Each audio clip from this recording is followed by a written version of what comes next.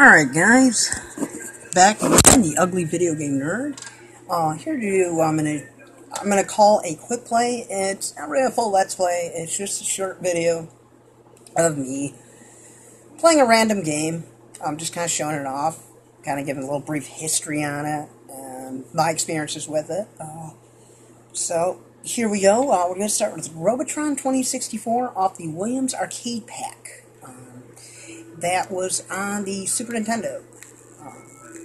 I remember years and years ago, not as today, where you would find just a few games on a cartridge. And they were sold, for the various consoles. It took many years to get arcade perfect. It was, from what I know, the SNK actually perfected the arcade games. As so, when a game came out in the arcade, such as Mario Brothers or Donkey Kong, and it went to the Atari 2600, 5200, generally 8 bits. Of course, the arcades were higher process, higher bit rate, etc., so they couldn't emulate perfectly. A lot of Atari games did get emulated on a Super Nintendo. Arkanoid was one. It was generally the arcade game, just the arcade game, with a few little add-ons and such. This one, you got 5. Defender, as you can see, Defender 1, 2, Joust, Robotron, 2084, and Sinstar. And this would generally run for like $40-50. Nowadays, in current times, you could find the Atari plug-and-plays. They would hold like 80 games, 40 to 80 games. It's incredible. Of course, technology does advance every 6 months, so 10 years ago it wasn't as advanced as it was today, and we're getting faster and higher and everything. But, these were great little pickups, along with the Atari Midway Classics. I can't remember exactly what games were on there. I believe Breakout was on there. It's one, but, only 5 games per cartridge, just like I said before. But, hey, if I could go, to the arcade and say, fall in love with an older game and find it on my current console in the 90s, it was there. And it was exactly how it was when I played in the arcade. I mean, I know they're really not too prevalent today on America. There was probably 4 or 5 when I was growing up in my hometown, upstate New York. They had a lot of games, Pac-Man, Miss Pac-Man, Baby Pac-Man, Zaxxon, Donkey Kong, Mario Brothers, Track and Field. I can go on. They even had this cabinet with like 10 Nintendo games on it. It's like the Power Play or something. And then they had the Versus in the arcades. So those were arcade perfect to the NES games. But previous titles weren't really emulated exactly. And when, you want to go play, let's say, Pac-Man for the Atari 2600, it was going to be very pixelated, not exact maps. Maps were set up differently, and it just was kind of a mess, as a lot of people nowadays would say it, and how they would look at it. But that's what we were given, that's what we had. So I figure, like today, nowadays, a lot of kids are, with a quick impulse and sense, you're not going to get perfectly everything. Now, things are starting, even with emulators and ROMs, you're going to miss some chip tunes, you're going to miss some of the music, you're going to miss some of the little glitches in the games and such. And of course, the older systems run perfectly on, the device and such. I'm running right now an SNES 9X, because my console's not with me, sadly. It is in storage, but I just want to show off this game and get into how frustrating it can really be. But off to the game. Brief history. This was brought out in the arcades in 1982 by Williams. And I remember it playing at a restaurant called Cisco's by some family friends. They had this cabinet along with Centipede, Pac-Man. I think Frogger was in there as well. I can't remember. Of course, the restaurant's closed now. No one knows what happens to the cabinets. Hopefully, maybe they're still around. Maybe they're still alive. I don't know. But it took a lot of quarters. The highest, as far as I've gotten, without a continue, would be Wave 10. As I've been doing some practicing earlier today, I can't get past Wave 4. But I did forget something. There are options. I'm not going to give myself too many lives, so I don't have to. This doesn't go too far. Of course, I'm going to set the difficulty to 1, just to make everything a little bit easier. And to show more and more about the game and such. Here we go. I apologize for no background sound. I'm going to do something a little different. I have a couple of phones and such I can play with, so I'm going to add something from YouTube, and this is off the Robotron 64 soundtrack. Of course, my phone's a little poofy here. YouTube pretty much has all the classics. I mean, if you want to hear something from yesteryear, for soundtrack-wise, it's on YouTube. If you want to see videos of it, it's on YouTube. Its predecessors did a whole lot more. A little lag here, of course. It's not the greatest computer, but does the job. So yeah, the premise of the game is to defeat these little robots.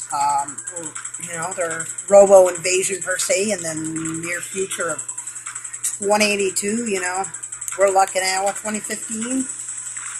It's about 67, 66 years from now. So, I got the hype for the Back to the Future, a few months ago. Are we going to get a hype for these games, a lot of kids are into that Call of Duty Zombies. It's cool. I played it through Modern Warfare 2. That was one of the last games I played from Call of Duty, or gave a shit about. But Zombies and Robotron 64 are pretty much very similar, see? Very similar to each other, not exact. Nothing's going to be exact. Of course, I'm having a ROM lock up here. It reminds me of... Zombies reminds me of this game in a sense of without the customizable items, weapons, character, all that, plus with, the variations in the maps and such. But it's still, you're going after waves of enemies.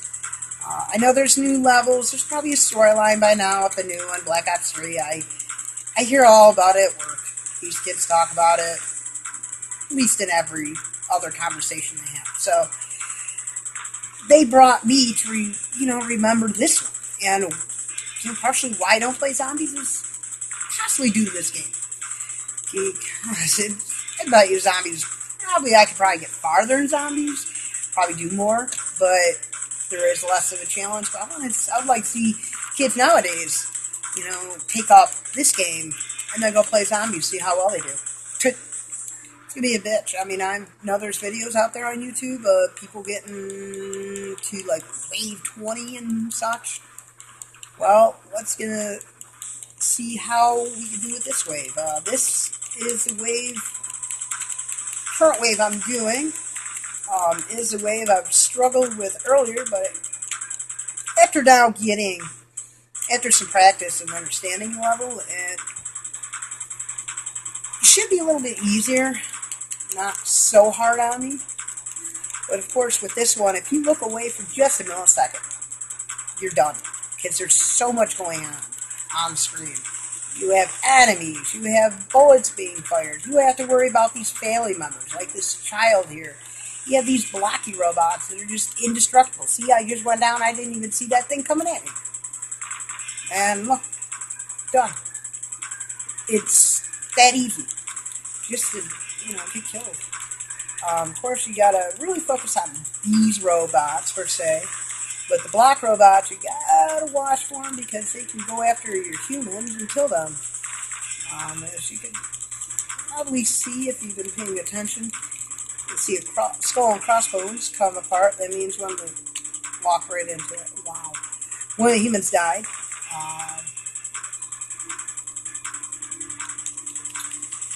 So, oh wow, I got past wave 4. It took a minute, as you can see. And you get, as the waves go by, you get different enemies and such. I apologize about the difficulties with the video. It's just, we're having it. Whenever I have internet issues over here, it seems everything on the computer wants to stack up, but it seems to be running pretty smoothly for now. Here's my guy. Don't put me in front of an enemy, because that's happened before, where I regain my character, and there happens to be an enemy walking right in front of me. You see the game still goes on after you die. We got a couple, it's the mother, the daughter, I can't remember. They tell about it in the demo of it. A little blockiness here. Some fresh new enemies.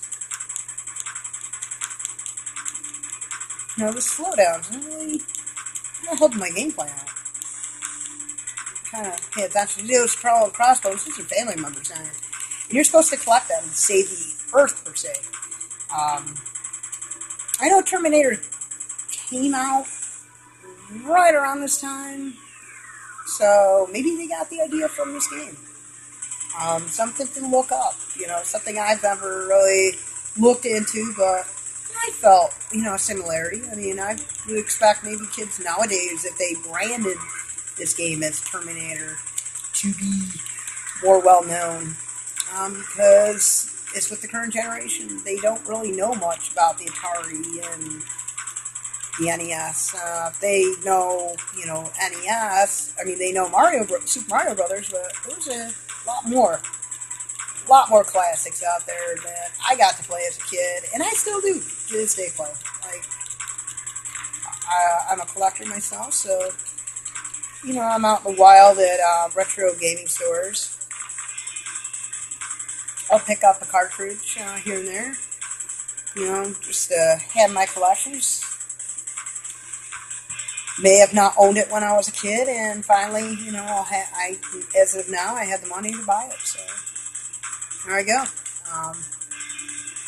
But to try to keep the memory fresh alive for these old classic arcade games that were something that made me who I am today as a gamer. Devoted, gamer. I don't play as much as I did when I was younger due to, working and all that, being an adult. Can't do everything, but, picking up a game once in a while, whether it be frustrating or not, just help them loosen up the mind, and, it's relaxing. As for emulators and such nowadays, holy shit, Wave 6 is a ball buster here. Like, you got massive enemies on the screen. I've seen this whole screen just pile up with enemies, and I could maybe walk a few inches, or a few millimeters, excuse me, and I'm done. You gotta be quick. Smash TV was kind of like a sequel in a way to this game. Not made by the same company, but the same premise of the game, just, graphical enhancement. You collected money, prizes, and such. I think you collected girls, I don't remember, but, you had different weapons, different spread shots, and different guns to help you out. You had a rocket launcher, and you go into different rooms instead of just going from screen to screen. That was also in the arcades as well. I remember playing it. But yeah, this does get tough. You have to keep your eyes everywhere, because one little slip up can cause a lot of issues just like that. And yeah, Oh, I got the high score. Sweet deal. But again, this has been the Ugly Video Game Nerd doing a Let's Play of Robotron, a quick play of Robotron 2084. Great classic if you find it out in the wild. It's available for Super Nintendo. I believe they put out for the NES. I'm not 100%. But when I was really active with the NES, I vowed never to own this game because it pissed me off that much. I didn't seem too frustrating in earning this play, but over the years I've just kind of gave up. Like, it's tough. I'd like to see kids nowadays really put their hands on this game, see how far they can get compared to people of my age and, even higher caliber in game skills. You know what I mean? Yeah, have fun. But if you're out there, you see it, pick it up. If you see it in an arcade or you see the cabinet, throw out a couple quarters, give it a shot if you've never played it. If you haven't played it in years, if you want to, go for it. It's a great play, great game, and really shaped my childhood. It was one of those ones that, like the internet talks about lately with Dr. Jekyll and Mr. Hyde and Friday the 13th, was really the angry video game nerd that really put those games out there as the most hated games in the world. But, man, go pick up an Atari controller or go play some of these old arcade classics and tell me which are harder now, This one, for example, was really tough. But it's fun, it's quick, 5-10 minutes. Just depends on how far you get, how your options go, how you set the game up. But it was a fun little game. And as always, comment, like, subscribe. If you want to see more, just give me a heads up in the comments. And I will do want to give a shout out to Dab036, I believe. It's my buddy Austin. I'll leave a link to his Let's Play, his channel in the description. And to guys over at the Ohio Retro Gamer on Facebook, if you're not, and you're a fan of vintage gaming, be sure to like and subscribe. We have a lot of puzzles going on daily. We have some waffles, which are raffles for different items, and they're talking about doing a second summit this spring or summer over by Columbus. So if you're in the area, check us out on Facebook. Keep updated on everything, and if you want to go to the summit, just ask them. Great guys. I've been participate quite a bit, as much as I can, in their puzzles and such, and always posting up different things I'm doing. So guys, for all you vintage fans out there, have fun. Until next time, keep on gaming and keep it retro. Peace.